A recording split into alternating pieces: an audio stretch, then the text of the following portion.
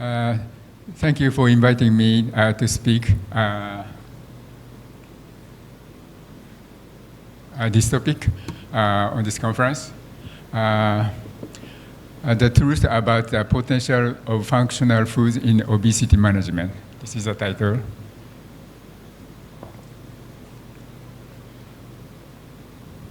And in this presentation, I would like to see from two perspectives. I'd like to see Vietnam and Japan and nutrition and pharmacology. But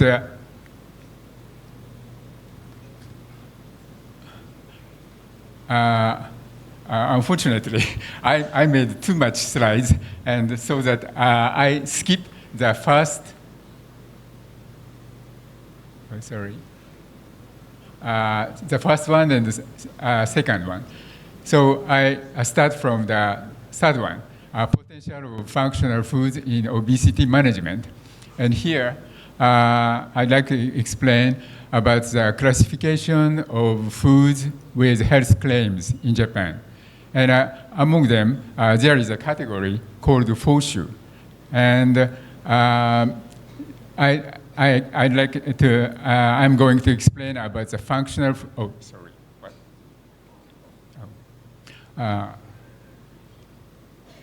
Functional food ingredients used in FOSHU. And among them, especially, I pick up indigestible dextrine and explain about it in detail.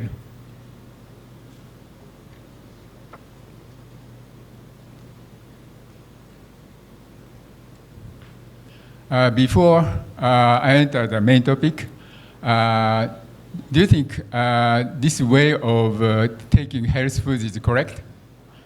For maintaining and improving your health, taking health foods. Very simple scheme. Actually,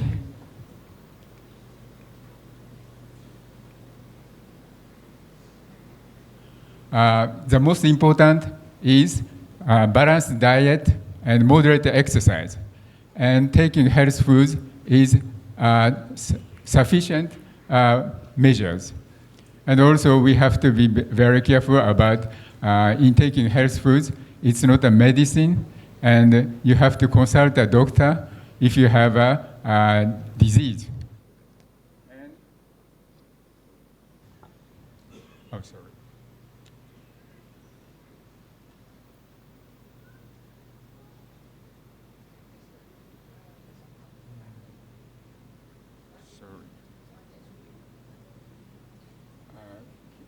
Can you back? Previous slide? Okay. And excessive intake can lead to poor health or damage your health.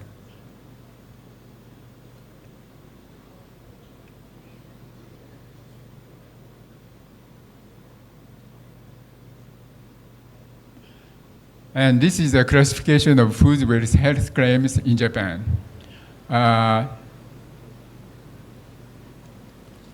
This is a food area, foods in general and foods with health claims. And foods with health claims, you can label function claim. And this foods with health claims has three subcategories. Among them is foods for specified health uses.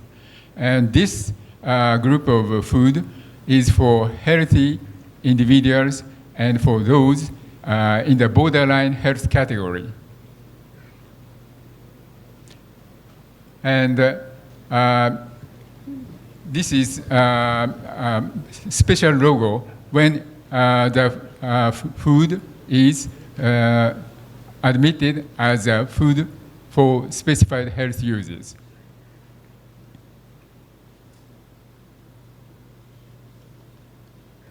And this is a comparison of three kinds of foods with health claims.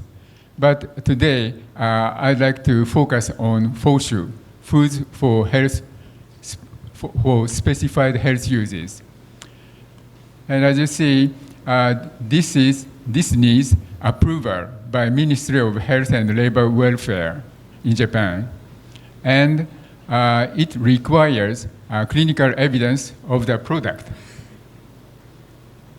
And government review is necessary.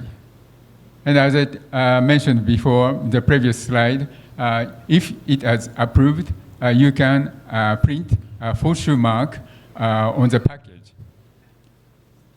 And as I said before, this is approval is given each product.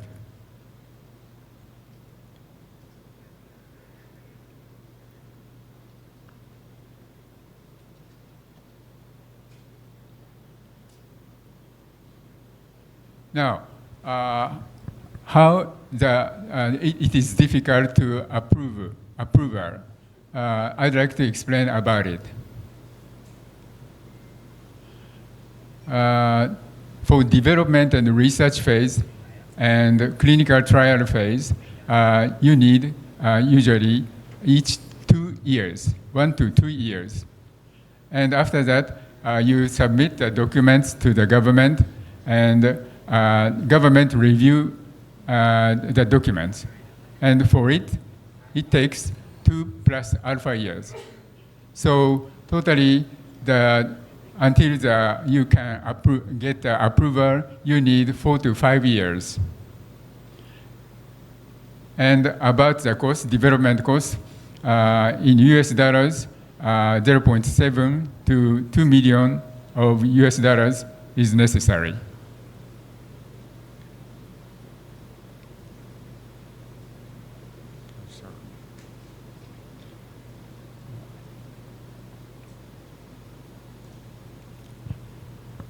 And when that Foshu product with limited dietary experience, you need safety test using animals.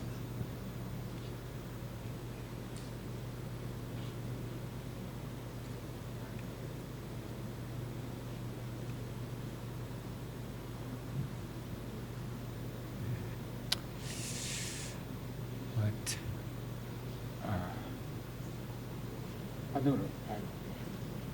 Please enter. Press enter key. Oh, okay.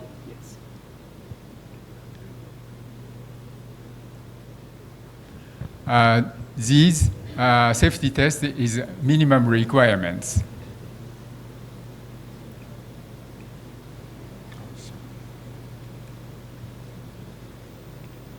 And also absorption, distribution, metabolism, excretion, the so-called ADME data is also necessary.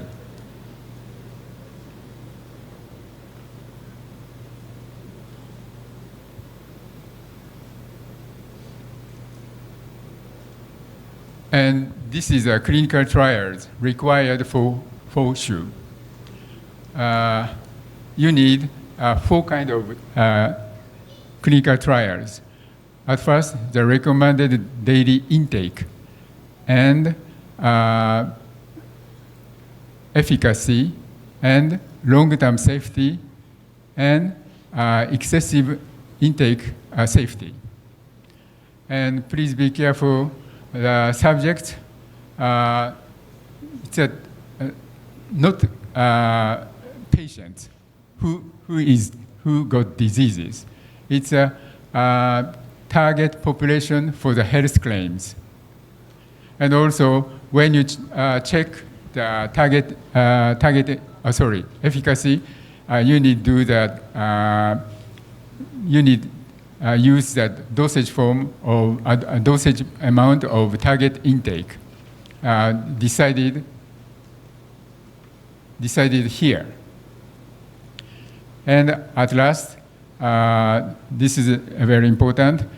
These data must be published in academic journal with peer-reviewed system.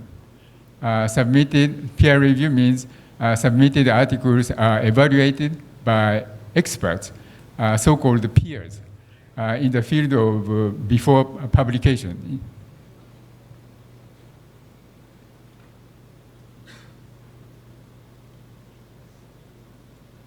So as I explained, the Foshu is very reliable product because you have to clear all the difficult hurdles as I explained before. So here I pick up functional food ingredients, use Foshu that relate to obesity management. I classified in 4 categories. The first one, and each category I mentioned 2 examples. The first one is postprandial blood glucose suppression. And the second one is fast absorption inhibition. And the third one is fast metabolism promotion. And finally, improvement of intestinal environment and overall metabolism. And among them, the indigestible dextrin has multifunction. So I'd like to explain much more detail about indigestible dextrin.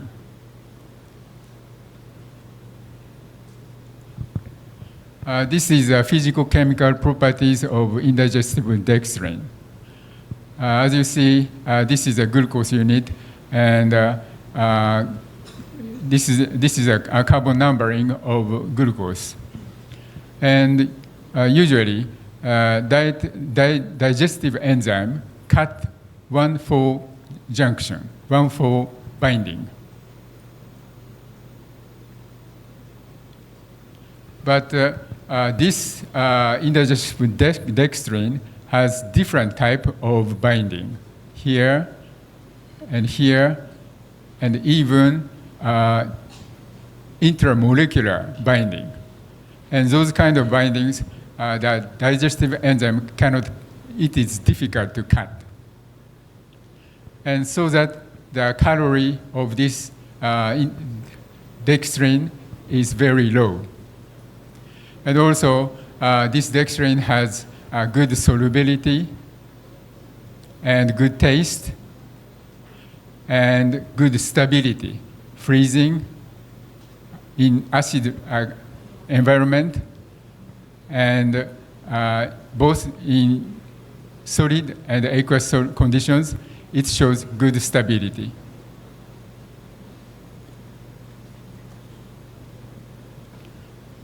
So how about the safety? In USA and the EU, it is admitted as ADI not specified. ADI means acceptable daily intake. And ADI not specified means that you need not worry about daily intake. You can take freely this substance. And in Japan, the product used indigestible dextrin has become the first Foshu. And since then, the product contained this indigestible dextrin occupied 1/3 of number of all Foshu products. And from here, I'd like to explain about the function of indigestible dextrin. 2 types of clinical test results I'll show you. The first one is suppression of postprandial blood glucose and insulin levels. The test food is rice, 300 grams, plus a tea containing 5.7 grams of resistant dextrin. Resistant dextrin means the same, indigestible dextrin. And as a placebo food, rice 300 grams and plus placebo tea. As you see here, the blood glucose level is statistically suppressed, very well controlled. And also, this one is insulin level. Insulin level is also suppressed in 60 minutes than placebo food.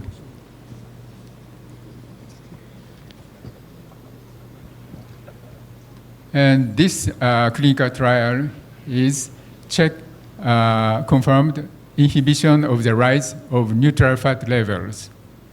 And here, the test food is fast food plus drink containing 5 grams of indigestible dextrin. And as a placebo food, fast food plus a placebo drink. As you can see, this indigestible dextrin test food shows a very good inhibition of the rise of neutral fat.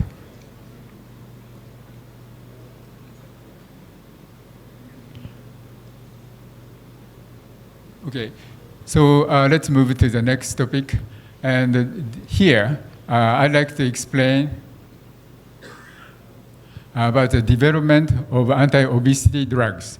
Partly, it was introduced by Professor Dr. Diep, but here I'd like to explain about the GLP-1 receptor agonist functions and response of regulatory authorities.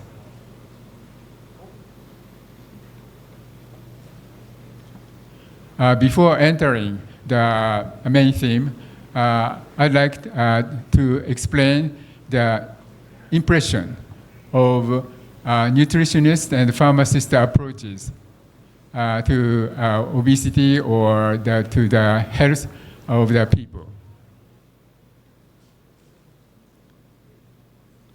This is my personal impression. Nutritionists generally, you think whole human, whole body, and always think that person, the person. On the other hand, pharmacists always think about the molecules. The typical example is drug molecule and receptor. How do they combine? How do they bind? Or like that. And they try to think generally. And I'm the pharmacist. I'm one of the pharmacists. And for the first time I do the jobs with nutritionists, I was very much impressed with this nutritionist attitude. And here I make a table of the approaches to obesity management, nutritionist approach and pharmacist approach. And you can see the keywords. In the case of nutritionists, personalize, habit, psychology, or integrate. And on the other hand, the pharmacist approach, GLP-1 agonist or supplement drug interaction. Now, I'd like to explain about GLP-1 agonist.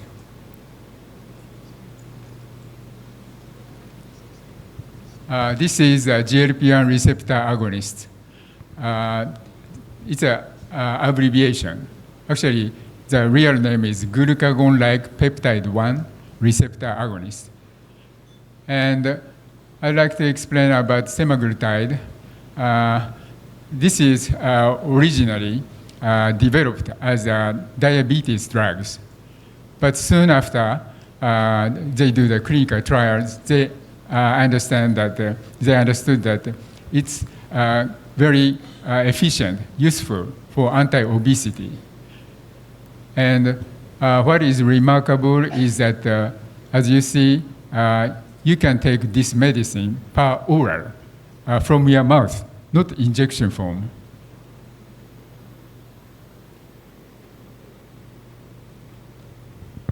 And this is the functions of GLP-1 receptor agonists. All of you have GLP-1. It's a kind of hormone. The total number of amino acids is around 20. And this GLP-1 is biosynthesized at the intestinal cells. And after that, this GLP-1 bind the GLP-1 receptors. And then it shows various kind of functions against useful for obesity, multifunctions. But the problem is that the GLP-1 is easily deactivated in the intestine. There is a enzyme that deactivates GLP-1, and the GLP-1 is deactivated within the half-life of GLP-1 is 1 minute or 2 minutes. So the pharmaceutical researchers developed GLP-1 receptor agonist. The difference is that the GLP-1 receptor agonist has a kind of amino acid, extra amino acid, that inserted to the GLP-1. And because of it, this GLP-1 RA is resistant to degradation. And as a result, it shows a longer period of efficacy. Now, the response of regulatory authorities. The FDA accepts application of oral semaglutide this May. And the result of clinical trial was 64-week, once daily oral semaglutide 25 milligrams. And the result was change in body weight at 64 weeks. 64 weeks, so it means 1 year and 3 or 4 months. And the result was a drop of 14% of the weight. And also the same day, the WHO will officially endorse GLP-1 drugs as adding these drugs to the WHO's essential medicines list. And by this month or by next month, WHO will decide whether finally they add these drugs to the list or not.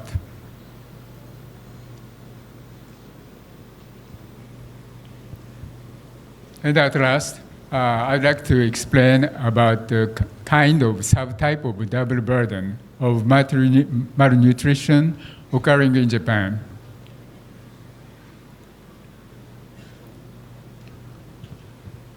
This is a female underweight undernutrition syndromes. The abbreviation is FUS. The statement, this means statement. The statement was issued this April. And what is interesting is that the Japan Society for the Study of Obesity issued this statement. And their recognition is that increase in underweight individuals. 25% of women, Japanese women in their 20s, are BMI less than 18.5. And these women have twisted beauty sense. Being thin is beauty. And what is serious is that the health risks. There are many diseases written here, but the biggest problem is mental health issues called anorexia nervosa. And it's an eating disorder with the highest mortality rate.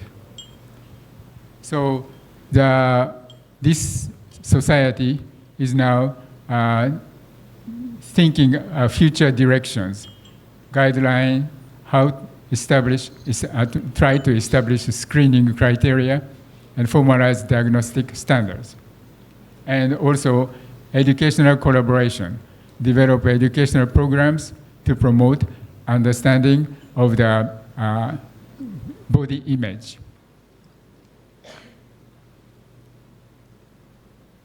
Thank you for your attention. And this is my hometown, Yokohama City. And I live the right side. Yeah, if you have a chance to come to Japan, please visit Yokohama City. Thank you.